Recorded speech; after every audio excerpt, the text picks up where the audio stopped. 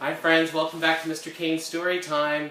It is Wednesday, June the 3rd, 2020, and I'm so happy that you're here. I want you to know that Miss Maureen and I would love nothing more than for all of us to be together in our classrooms learning, but this is the next best thing, and this allows us an opportunity to remain connected and share our love of stories.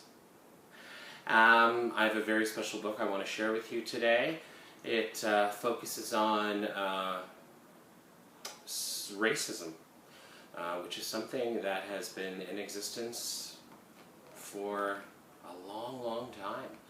And particularly right now, there is a lot of things that are in the media showing so much about how racism is so deeply embedded within the culture we live in, and about how destructive that racism is, and the institution of racism, and the importance of protesting that, and the importance of allyship, and standing up and being brave, and making sure that people are safe and protective, and supporting organizations like Black Lives Matter, which is something that I do. And it's so important that we stand up for the members of our community, for the people who live and teach, and our families, right? So we're going to be sharing the book today about that, and I want to encourage all of you to remember the importance of being brave, and for saying something and not just standing by and watching things happen and seeing people being attacked for who they are because of how they look. And that's such an important message. As a person who is a member of the LGBTQ+ community, I know full well the experience of being ridiculed as a teenager and as a young person because of my sexuality. However, I'm an adult and I am stronger now, and even though these things still happen in our world, racism is a very horrible, horrible thing that really impacts so many people. People are afraid to venture out into the community for fear of reprisal just because of who they are and how they look, but because of the color of their skin and ignorance. It's ignorance and hatred that makes those individuals, those people, those communities feel unsafe. And so we, as allies, have a responsibility to speak out, to join in protest, and to demand change. And on that note, let's get started. We're all together again, we're here, we're here. We're all together again, we're here, we're here. And who knows when we'll be all together again. Well, the good news is we get to see each other just like we did earlier today for Circle Not Circle on Google Meet every day, Monday to Friday. But also at Storytime each day at 2:30, Monday through Friday as well. I'm so glad you're here. We're all together again, we're here, we're here. And yesterday I forgot to sing the Day of the Week song. So yesterday was Tuesday, tomorrow is Thursday, so today is Wednesday. Today is Wednesday, Wednesday is here. Everybody cheer. Today is Wednesday, all day long.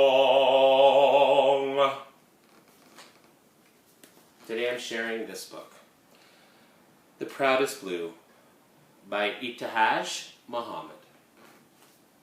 And as you can see, Asiya, who is the character here of the story, she's wearing a hijab. And it's described to be like the ocean and the sky, no line between them, saying hello with a loud wave, saying I'll always be here like sisters, like me and Asiya. And I'll take that cover off to reveal the same artwork. Mama holds out the pink. Mama loves pink, but Asiya shakes her head. I know why. Behind the counter is the brightest blue, the color of the ocean if you squint your eyes and pretend there's no line between the water and the sky. It's the first day hijab, and Asiya knows it, I know it. We're sisters. The next day I wait, a new backpack, new light-up shoes. I feel special. I feel like twirling. Asiya comes out of the house and I stop. It's the most beautiful first day of school ever. I'm walking with a princess, so I pretend I'm one too. But even princesses have to stop to cross the street. Asiya takes my hand in hers and says, "Come on, Faizah. We speed walk it. 14 steps, 14 light-ups to get across." Asiya takes me to my line first, hugs me goodbye. I turn to watch her leave, give a little curtsy to the princess going to the 6th grade area. She's easy to see. Her hijab smiles at me the whole way. My first day hijab is going to be blue too. She loves her big sister. "What's that on your sister's head?" a girl in front of me whispers. "A scarf," I whisper back. I don't know why a whisper came out. I try again louder now. "A scarf, a hijab." "Oh," she whispers. Asiya's hijab isn't a whisper. Asiya's hijab is like the sky on a sunny day. The sky isn't a whisper. It's always there, special and regular. The first day of wearing hijab is important. Mama had said it means being strong.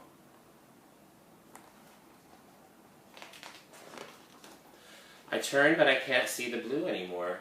I run to the big kid's side. 27 steps to see Asiya. I need to give her another hug. I need to see her smile. "Faizah." Asiya's eyes wonder why I'm here. "Are you excited?" I ask, about the first day of hijab. She nods, smiling big, and I feel better. Someone laughs from nearby, a boy pointing at Asiya. Why?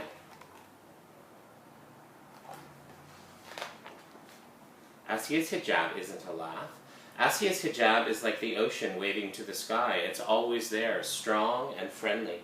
Some people won't understand your hijab, Mama had said, but if you understand who you are, one day they will too.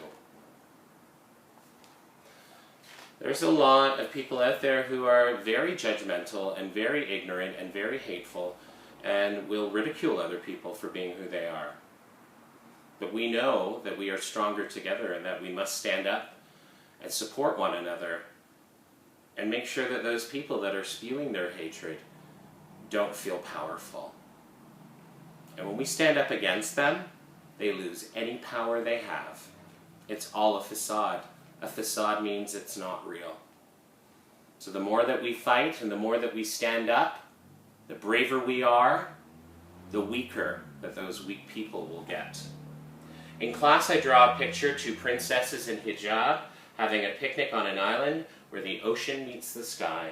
The girl who whispered in line says she likes it. She says it so loud, the teacher comes over to see it. I wonder if Asiya drew a picture too. Recess time is for 5 cartwheels in a row.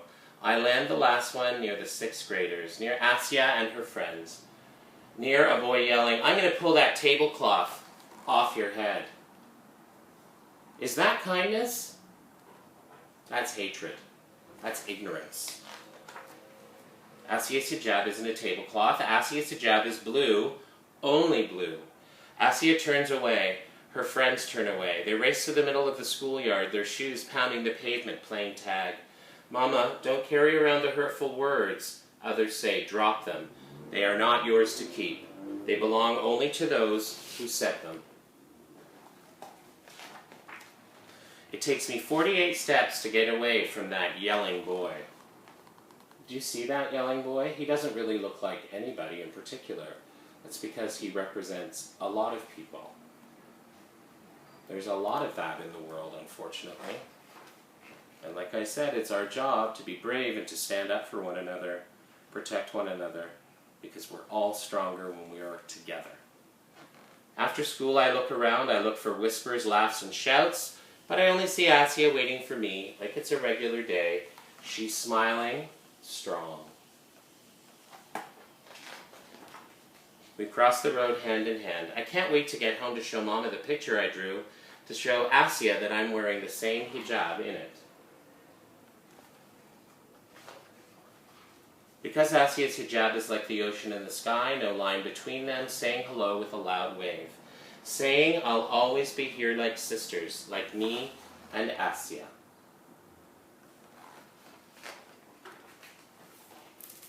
And that, my friends, was the Proudest Blue. Isn't that a beautiful story? Unfortunately, the world is filled with people who are wonderful and kind and supportive, and we also have people who are not. So we do our best to stand up for those people who are being ridiculed and targeted, and we let them know that they're not alone, and that we're not going to let the injustices happen. And the more that we do that, the more that we make changes in our government, in our society, in the places where we live.